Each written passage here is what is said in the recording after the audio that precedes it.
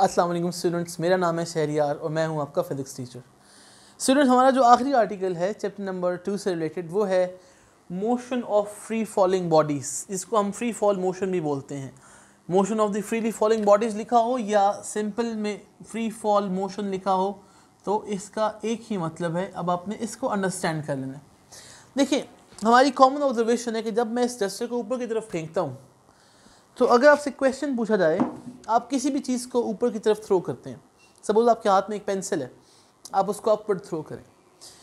जब आपके हाथ से वो निकल गया, जैसे पॉइंट ऑफ रिलीज़ जिसमें हम बोलते हैं, जब ये निकल गया और ये हवा में गया, अगर आपसे क्वेश्चन पूछा जाए कि when it is in the air, यानी कि जब आपके हाथ से ये निकल गया उसके बाद जब ये एयर में मूव करने शुरू हुआ, तो इस पर्टिकुलर मार्कर के ऊपर या डस्टर पे जो भी चीज़ आपने अपवर्ड थ्रो की, बॉल आपने अपवर्ड थ्रो किया, आप कॉमन एग्जांपल है कि आप क्रिकेट खेलते हो, बॉल को थ्रो करते हो, वो जो बॉल हवा में होता है उसके ऊपर कौन सी फोर्स लगती है?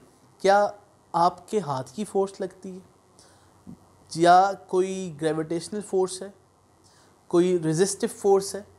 क्या लगती है उसके ऊपर? यानी कि जब बॉल एयर में है उस वक्त कौन सी फोर्स लगती है? अगर आपका आंसर ये है कि आपके हाथ की फ़ोर्स लगती है तो आप गलत सोच रहे हैं। आपके हाथ की फ़ोर्स सिर्फ तब तक लगी पॉइंट ऑफ रिलीज जब आपने उसको हवा में लेके गए हो, उसके बाद उस पर हाथ की फ़ोर्स नहीं लगती। ये पॉइंट समझने वाला था इसमें। फिर क्वेश्चन ये आता है कौन सी फ़ोर्स लगती है? प्राइमरीली एक फ़ोर्स लगती है जिसको हम बोलते हैं फोर्स ऑफ ग्रेविटी, जो उसके मोशन को फिर मैनूवर कर रही होती है, यानी कि वो उसके मोशन को अफेक्ट कर रही होती है। आप देखते हैं कि बॉल जब आप अपवर्ड थ्रो करते हो तो वो एक हाईएस्ट पॉइंट तक जाता है और फिर क्या होता है, वो वापस ज़मीन पे आ जाता है। ऐसा क्यों होता है? कोई जादू तो नहीं होता ना, जाहिर सी बात है कोई फोर्स होगी जो इसको लेके आ रहा है वापस। कहने का मतलब ये है कि वो अनदेखी फोर्स जो हमें अपैरेंटली नज़र नहीं आ रही, अब इसको मैंने अनदेखी फोर्स क्यों बोला है? अच्छा, फोर्स है क्या, इसको हम पढ़ेंगे आगे जाके चैप्टर 3 में, क्योंकि इस चैप्टर के एंड पे इन्होंने ये फ्रीली फॉलिंग बॉडीज़ वाला आर्टिकल छोटा सा डाल दिया है। फोर्स क्या है इसको भी हम आगे जाके देखेंगे। अभी आपने सिर्फ इसको थोड़ा सा पढ़ना है, बिल्कुल माइन्यूटली हम डिस्कस करेंगे। चैप्टर नंबर 3 में हम इसको जाके डिटेल में फोर्स को भी पढ़ेंगे। 5th चैप्टर में जाके डिटेल्ड एनालिसिस पढ़ेंगे फोर्स ऑफ ग्रेविटी का, जिसे हम ग्रेविटेशनल फोर्स भी बोलेंगे आगे जाके। तो अभी आपने सिर्फ थोड़ा सा समझना है। वेरी शॉर्ट आर्टिकल है आज का और चैप्टर ख़त्म हो रहा है हमारा, बेसिकली हम उसी को डिस्कस कर रहे हैं। तो अब आपने ऑब्जर्व करना है कि वो जो बॉल आपने अपवर्ड थ्रो की है उसको उसके ऊपर जो फोर्स लग रही है वो फोर्स ऑफ ग्रेविटी है। फिर क्वेश्चन आता है वो कहाँ से आ गई फोर्स ऑफ ग्रेविटी? तो वो अर्थ की वजह से होती है। हम देखेंगे universal law of gravitation chapter 5 में जाके। बहरहाल उसके ऊपर जो फोर्स लग रही है, फॉर द टाइम बीइंग आप समझ लें कि फोर्स ऑफ ग्रेविटी है। और कॉमन ऑब्जर्वेशन ये है जो सब ऑब्जर्व कर सकते हैं, फोर्स ऑफ ग्रेविटी का पता हो या ना हो, आप बॉल को जब अपवर्ड थ्रो करते हो वो एक लिमिट तक जाता है, वो एक हाइट तक जाता है, उसके बाद वापस ज़मीन पे आ जाता है। वो ज़मीन पे क्यों आता है? क्योंकि उसको एक फोर्स डाउनवर्ड पुल कर रही होती है। मैंने वर्ड यूज़ किया था प्राइमरीली, उसके ऊपर ये वाली फोर्स लग रही है, लेकिन एक और चीज़ भी लग रही होती है उसके ऊपर, वो है एयर रेजिस्टेंस। आप जब गाड़ी में जा रहे होते हो, आप अपना गाड़ी की स्पीड बढ़ाओ और थोड़ा सा एक्सपेरिमेंट करने के लिए अगर आगे पीछे कोई गाड़ी नहीं आ रही तो आप विंडोज़ नीचे करके अपना हाथ बाहर निकालें। तो क्या होता है, विंडो जब आप बाहर हाथ निकालते हो अपना, तो आपके ऊपर एक फोर्स लगती है जो आपको बैकवर्ड पुश करती है आपके हाथ पे। आप फील कर सकते हो उसको, आप आगे जा रहे हैं और वो आपको बैकवर्ड पुश कर रही है। उसे हम बोलते हैं एयर रेजिस्टेंस या हम ड्रैग फोर्स कभी कभी बोलते हैं। हम आगे जाके भी पढ़ेंगे जाके। तो कहने का मतलब है फोर्स लगती है, उसके ऊपर एयर रेजिस्टेंस भी है, ग्रेविटी भी है, लेकिन प्राइमरली हम सिर्फ फोर्स ऑफ ग्रेविटी की बात करेंगे। हम अपनी डिस्कशन में निगलेक्ट कर देंगे एयर रेजिस्टेंस को। तो जब आपने बॉल को अपवर्ड थ्रो किया, अगर आपसे कोई क्वेश्चन पूछे अब कि उस पर कौन सी फोर्स लगती है, जब वो हवा में है तब, ये नहीं कि जब वो हाथ में था तब, जब वो हवा में है तब सिर्फ फोर्स ऑफ ग्रेविटी लगती है। एयर रेजिस्टेंस निगलेक्टेड, ठीक हो गया। सिर्फ और सिर्फ एक फोर्स ग्रेविटी लग रही है। अगला क्वेश्चन कोई पूछे आपसे, अगला क्वेश्चन ये है कि जब आप अपवर्ड थ्रो करते हो बॉल को तो क्या उसकी वेलोसिटी इंक्रीज़ करती है या डिक्रीज़ करती है? तो याद रखिएगा बच्चों, आहिस्ता आहिस्ता वेलोसिटी डिक्रीज़ करने शुरू कर देती है, क्योंकि फोर्स ऑफ ग्रेविटी उसको वापस लेके आने की कोशिश करती है downward, because force of gravity हमेशा towards the earth, centre of the earth की तरफ लग रही होती है, या towards the earth generally speaking लग रही होती है। तो याद रखें, अगर एक ऑब्जेक्ट अपवर्ड जा रहा है और उस पर लगने वाली जो फोर्स है, जो ओनली फोर्स है, ग्रेविटी है ना, जो उसके मोशन को ऑब्जर्व कर रही है, जो उसके मोशन को मैनिपुलेट कर रही है, तो जाहिर सी बात है वो उससे जब डाउनवर्ड लेके आने की कोशिश करेगी तो उसका मोशन डिक्रीजिंग ऑर्डर की तरफ जाएगा। दूसरे लफ्ज़ों में जब आप उसको अपवर्ड थ्रो करते हो ना पहले, तो वो हाईएस्ट पॉइंट तक जाते जाते उसकी वेलोसिटी में डिक्रीज़ आने शुरू होता है। अल्टीमेटली वो हाईएस्ट पॉइंट तक पहुंचता है, अभी भी उसके ऊपर फोर्स ऑफ ग्रेविटी लगती है। जब वो कुछ मोमेंटरीली रुकता है ना कुछ टाइम के लिए, फिर उस पर जो फोर्स ऑफ ग्रेविटी लगती है वो उसको डाउनवर्ड पुल कर रही है, वेलोसिटी फिर दोबारा इंक्रीज़ होने शुरू हो जाती है। कहने का मतलब ये है कि जब आप देखते हो ना कि बॉल को आपने अपवर्ड थ्रो किया है, हाईएस्ट पॉइंट तक वो पहुंच गया, यहाँ से लेके हाईएस्ट पॉइंट तक पहुंचते हुए उसकी वेलोसिटी में डिक्रीज़ आ रहा था फोर्स ऑफ ग्रेविटी की वजह से। हाईएस्ट पॉइंट तक पहुंचा, वहाँ पे वेलोसिटी उसकी ज़ीरो हो जाती है। अगर ज़ीरो ना होती तो वो कभी भी वहाँ पे रुकता ना, बल्कि वो उसी डायरेक्शन में चलता रहता। वो ज़ीरो हुई है, इसका मतलब है फोर्स ऑफ ग्रेविटी एक्ट कर रही है, जिसने उसके मोशन को हॉल्ट पे ले आया, स्टॉप करवा दिया। मोमेंटरीली आपको नज़र फील नहीं होता, लेकिन फिर पता चलता है आपको कि वो रुक गया। फिर वो नीचे आने शुरू होता है। बॉल नीचे क्यों आ रहा है? क्या वो जादू हो गया? दोबारा नहीं हुआ, फोर्स ऑफ ग्रेविटी लग रही है उस पर अभी भी, लेकिन अब वो उसको कहाँ पुल कर रही है? डाउनवर्ड। पहले भी डाउनवर्ड ही पुल कर रही थी, अब हो ये रहा है कि उसका मोशन ऑब्जर्व आप करोगे तो वेलोसिटी हाईएस्ट पॉइंट पे जाके जो ज़ीरो हुई थी अब वो बढ़ने शुरू हो जाएगी टाइम के साथ साथ। Just before hitting the ground, जब वो बॉल आता है आपके हाथ में, जब कैच करते हो तो वो बड़ी तेज़ वेलोसिटी के साथ, बड़ी हाई वेलोसिटी के साथ आता है। तो कहने का मतलब ये है कि फोर्स ऑफ ग्रेविटी जो है वो एक्ट करती है इस तरह के ऑब्जेक्ट्स पे। अगला क्वेश्चन, क्या ये फोर्स ऑफ ग्रेविटी सिर्फ इस बॉल पे लग रही है? तो उसका आंसर है नहीं। क्या आप फील कर सकते हैं? उसका आंसर है येस। आप जंप करके देखें ज़रा, आप कोशिश करें अपवर्ड जाने की, आप नहीं जा सकते। ग्रेविटी आपको भी अफेक्ट कर रही है, तो डाउनवर्ड आप आ जाएंगे। कोई सी भी चीज़ दुनिया की, यूनिवर्स की, इवन ये जो हमारे पास जितना भी सोलर सिस्टम है, इसमें प्लानिटरी मोशन जो हो रहा है वो ग्रेविटेशनल फोर्स की वजह से। सिर्फ अर्थ की ग्रेविटी नहीं, हम देखेंगे आगे जाके कभी डिटेल में। मून का जो है मोशन वगैरह, ये सब ग्रेविटी से कहीं ना कहीं, गैलेक्सीज हमारी इफेक्ट हो जाती हैं ग्रेविटी से। तो ये सारा सिस्टम एक सिस्टमैटिक जो वे हमारे पास है इस पूरे सोलर सिस्टम का, प्लैनेट्स का और स्टार्स का और मून्स का।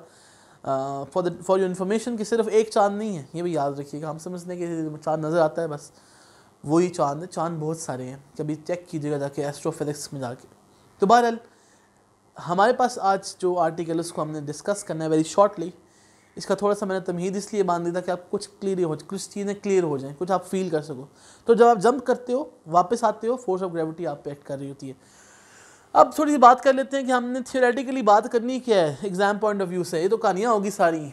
Motion of the freely falling bodies, जिसको हम फ्री फॉल मोशन भी बोलते हैं, डिफाइन किस तरह करेंगे? Define free fall motion. तो सबसे पहले जो मैंने लिखा है वो असल में क्या है? डिफाइन करके, motion of an object under the action of force of gravity only. मैंने यहाँ पे लिखना चाहिए था, बहरहाल इंग्लिश में इतनी अच्छी नहीं है।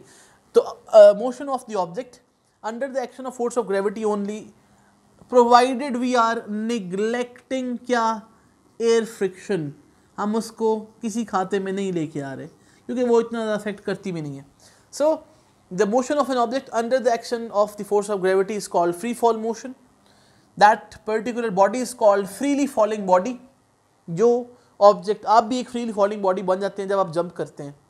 अच्छा, आप जंप करना है, अपने 2-3 स्टेप से जंप करना है ज़मीन पे, ये नहीं कि आप छत से जंप कर दें नीचे, तो फिर तो आप जंप ही करेंगे, उसके बाद आप गायब हो जाएंगे, दुनिया में नहीं होंगे। तो बहरहाल याद रखिएगा वो ऑब्जेक्ट जो जिसके ऊपर फोर्स ऑफ ग्रेविटी से अफेक्ट करती है वो ऑब्जेक्ट फ्री फॉलिंग ऑब्जेक्ट होता है। उसके बाद all freely falling objects fall under the same acceleration. अब हम देखेंगे जाके चैप्टर 3 में कि फोर्स की वजह से एक्सेलरेशन प्रोड्यूस होता है, तो ये फोर्स ऑफ ग्रेविटी की वजह से भी एक्सेलरेशन होता है। इस एक्सेलरेशन को हम क्या कहते हैं? इस एक्सेलरेशन को हम कहते हैं एक्सेलरेशन ड्यू टू ग्रेविटी, ठीक है, या ग्रेविटेशनल एक्सेलरेशन। थर्ड पॉइंट पे लिखा हुआ है all freely falling objects fall under the same acceleration independent of their masses. Important चीज़, आप ऊपर एक बॉल थ्रो करो, आप कोई स्टोन थ्रो करो, प्लास्टिक की कोई चीज़ थ्रो करें, मेटल की कोई चीज़ थ्रो करें, सब पे फोर्स ऑफ ग्रेविटी की वजह से जो एक्सेलरेशन होता है, जिससे हम ग्रेविटेशनल एक्सेलरेशन बोलते हैं, उसका मैग्नीट्यूड सेम होता है। यानी कि सब bodies whether they are falling towards the earth और they are going away from the earth, they near the earth they have the same acceleration due to gravity and its value is 10 meter per second square. It is symbolically represented as small g. तो ये symbol आ गया acceleration due to gravity का small g। 10 metre पर second square 10 उसकी value है। कहाँ से आती है इसको अभी आपने नहीं देखना। 10 मीटर पर सेकेंड स्क्वायर उसका यूनिट जो एक्सेलरेशन का क्या होता है? कोई सा भी एक्सेलरेशन हो दुनिया में, negative positive acceleration, gravitational acceleration, uniform acceleration, constant acceleration, तो 10 मीटर पर सेकंड स्क्वायर, मीटर पर सेकंड स्क्वायर उसका यूनिट है। जहाँ पे भी हमने यूज़ करना है इसको हम जी यूज़ करेंगे और 10 मीटर पर सेकंड स्क्वायर। तो इसके बाद g is positive when an object fall downward and it is vice versa object moving downward. देखें अगर आपके पास एक ऑब्जेक्ट है, सपोज कर लें आपके पास ये मार्कर है, आप इसको इस तरह ड्रॉप करते हैं डाउनवर्ड। जब हमारे पास कोई object in the direction of gravity यानी in the direction of force of gravity move करे, तो हमारे पास फिर जी की वैल्यू जो हम यूज़ करेंगे इक्वेशन ऑफ मोशन में, हम उसको पॉजिटिव कंसिडर करेंगे। क्योंकि उसकी रीज़न ये है कि जब कोई object towards the direction of gravity जाता है तो उसकी वेलोसिटी में इंक्रीज़ आता है। यानी कि दूसरे लफ्ज़ों में उसकी वेलोसिटी में इंक्रीज़ आने का मतलब ये है कि हर सेकंड के बाद टाइम इंटरवल जब गुजरता है तो हर सेकंड के बाद उसमें चेंज पॉजिटिव वैल्यूज़ की तरफ, यानी कि फाइनल वेलोसिटी और इनिशियल वेलोसिटीज़। जब देखो ना आपने यहाँ से इसको ड्रॉप किया, इनिशियल वेलोसिटी 0 है, आपने ड्रॉप किया कि कुछ टाइम लगेगा इसको अर्थ तक पहुँचते हुए, हिटिंग द ग्राउंड, यानी कि just before hitting the ground कुछ टाइम लगेगा यहाँ से लेके वहाँ तक जाने में। इस पूरे टाइम में इसकी वेलोसिटी में राइज आएगा। यहाँ पे 0 है, रिलीज़ किया, just before hitting the ground maximum velocity होगी। न्यूमेरिकल्स में हम इसको अंडरस्टैंड करेंगे। 10 मीटर पर सेकंड स्क्वायर का चेंज आता है, इसका मतलब समझ लें ज़रा, आप थोड़ा सा समझा दूँ मैं। देखिए 10 मीटर पर सेकंड स्क्वायर को इस तरह नहीं पढ़ना, आपने किस तरह पढ़ना है, आपने पढ़ना है, आपने एक्सेलरेशन क्या पढ़ा हुआ है, वेलोसिटी बाय टाइम, ठीक है। तो मैं इसको अब ऐसे लिखूंगा 10 मीटर पर सेकंड। ये होती है असल में एक्सेलरेशन की फिजिकल चीज़ जो समझनी होती है। अगर एक ऑब्जेक्ट रिलीज़ किया है आपने, सपोज कर लें डाउनवर्ड, यानी कि छोड़ दिया टुवर्ड्स द अर्थ, इसकी इस वक्त वेलोसिटी 0 है, 0 मीटर पर सेकंड, 0 सेकंड्स पे। स्टॉप वॉच आपने ऑन की, टाइम नोट किया, वेलोसिटी 0 है, रुका हुआ है। आपने जैसे ही रिलीज़ किया ना, इसको छोड़ा ऐसे, तो अब आपके पास जो वेलोसिटी में चेंज आया है, हर सेकंड के बाद जो चेंज आएगा 10 मीटर पर सेकंड का चेंज आएगा 1 सेकंड में, यानी कि 1 सेकंड गुजरा, वेलोसिटी 10 मीटर पर सेकंड हो चुकी होगी, फिर 20 मीटर पर सेकंड। तो इस तरह से हम कहते हैं कि 10 मीटर पर सेकंड स्क्वायर का एक्सेलरेशन या 10 मीटर पर सेकंड का चेंज आ रहा होता है। तो ये इसका फिजिकल मतलब होता है एक्सेलरेशन का, कि हर सेकंड में वेलोसिटी में चेंज कितना आएगा उसको एक्सेलरेशन बोलते हैं हम, यानी कि change of velocity per unit time, जो आप बात कर चुके हो पहले। तो इस तरह से, इसी तरह अगर आप एक ऑब्जेक्ट को अपवर्ड थ्रो करते हो, उसका साइन हम नेगेटिव क्यों कंसिडर करेंगे, इसलिए कि जब उस पर फोर्स ऑफ ग्रेविटी लगेगी ना, तो उसकी वेलोसिटी पहले बहुत ज़्यादा थी, आपने रिलीज़ किया, मैक्सिमम आपने जो फोर्स पॉसिबल थी आपने लगा दी, तो पॉइंट ऑफ रिलीज पे जैसे ही वो निकलता है ना, उस वक्त वेलोसिटी मैक्सिमम होती है। लेकिन चूंकि फिर इस पर फोर्स ऑफ ग्रेविटी लगना शुरू हो जाती है, तो आहिस्ता आहिस्ता इसमें डिक्रीज आने शुरू हो जाता है। तो याद रखिएगा कि it is taken as negative, यानी कि जी की वैल्यू नेगेटिव कब होगी, जब अपवर्ड मोशन होगा या अगेंस्ट द ग्रेविटी कोई मोशन होगा, और अगर इन द डायरेक्शन ऑफ ग्रेविटी है तो फिर वो पॉजिटिव कंसिडर किया जाएगा। तो ये इसकी फिर थोड़ी सी फिजिकल सिग्निफिकेंस मैंने बता दी। तो ये आपके पास था जी आज का article, motion of the freely falling bodies. Very short article है, चैप्टर 5 में इसकी डिस्कशन वैसे है, चैप्टर 2 में पता नहीं क्यों डाला है। इसमें एक चीज़ याद रखिएगा आपके, जो आपने इक्वेशंस ऑफ मोशन पढ़ी थी ना, उनमें हमने अब थोड़ी सी रिप्लेस करनी है चीज़ों को। यानी कि अब आप देखिएगा कि मैं यहाँ पे इक्वेशंस ऑफ मोशन लिखता हूँ और आपने उसको देखना है कि कैसे एक्सेलरेशन ड्यू टू ग्रेविटी उसमें इंसर्ट किया जा सकता है। देखिएगा आप ज़रा, आपको याद हो हमारे लास्ट लेक्चर में हमने कहा था कि Vf is equal to Vi plus AT, ये सारे V जो हैं वेलोसिटीज़ को रिप्रेजेंट कर रहे हैं, वॉल्यूम ना कह दीजिएगा इसको। उसके बाद S is equal to VIT plus half AT square, second equation of motion. फिर आपने पढ़ी थी VF square minus VI square is equal to 2AS। ये के पास थी 3 इक्वेशन ऑफ मोशन। अब इनकी जब हम रिप्लेसमेंट करते हैं ना, जब हम ग्रेविटेशनल एक्सेलरेशन की बात करते हैं, जब हम फ्रीली फॉलिंग बॉडीज़ की बात करते हैं, इक्वेशन ऑफ मोशन तब भी तो होंगी, ऑब्जेक्ट तो मूव कर रहे हैं ना, तो equation of motion moving object से रिलेटेड है। तो याद रखिएगा कि फिर इक्वेशन ऑफ मोशन में चूँकि फिर ग्रेविटेशनल एक्सेलरेशन इन्वॉल्व हो जाता है ना, तो ग्रेविटेशनल एक्सेलरेशन को कैसे रिप्लेस करेंगे, Vf is equal to Vi, instead of A you will write GT, यानी कि देखिए ये रिप्लेसमेंट होगी, एक ही जगह जी पुट करते जाना है। तो S इज इक्वल टू क्या, VIT plus half GT square और VF square minus VI square is equal to 2GS। तो याद रखें बच्चों, ये है इक्वेशन ऑफ मोशन जब हम बात करते हैं फ्री फॉलिंग बॉडीज़ की, यानी कि फ्रीली फॉलिंग बॉडीज़ के लिए ये वाली यूज़ करेंगे। और ये ऑर्डिनरी की जब ग्रेविटेशन एक्सेलरेशन नहीं है, यूजुअली हॉरिजॉन्टल मोशन जब भी होता है किसी ऑब्जेक्ट का, तो उसमें फिर ये लगा रहे होते हैं, यानी कि 1 डायमेंशनल हॉरिजॉन्टल मोशन है अलॉन्ग अ स्ट्रेट लाइन, हमने बात की थी अगर आपको याद हो। तो ये होता है डिफरेंस, यानी कि जब आपने equation of motion free fall motion के लिए यूज़ करना तो फिर जी रिप्लेस कर देना, और जी हमने क्या बताया कांस्टेंट है।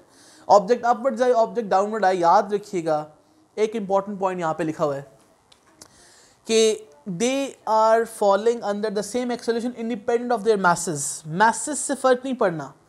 गैलीलियो एक साइंटिस्ट था, आपकी बुक में उसने मेंशन किया है यहाँ पे थोड़ा सा, कि उसने एक एक्सपेरिमेंट किया। पीसा टावर, जो लीनिंग टावर है पीसा का, बेसिकली लीनिंग का मतलब है वो टावर इस वक्त इस तरह टेढ़ा है अपनी उस पे, लेकिन वो गिरा नहीं है आज तक, वो रुका हुआ है उस पर।